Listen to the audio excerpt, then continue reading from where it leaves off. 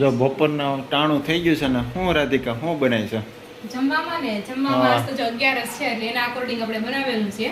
હા આપણે એમાં એવું છે અમુક લોકો પાસે 11 નથી રહ્યા તેના માટે ભાખરી.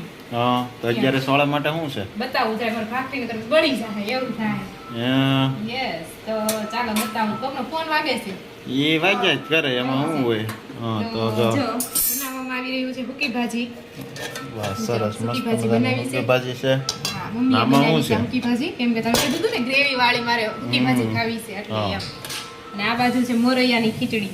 ઓકે આ બાજુ મસ્ત મજાની ખીર. એટલે હું 11 વાળાને બપોર ખીચડી કે ખીર ખીર કે ખીર હા કે દીવું ખીચડી બોલી ખીચડી બોલી અલા ખીચડી નહીં ખીર છે આ ખીર જ હોય ને ખીચડી તો ન હોય.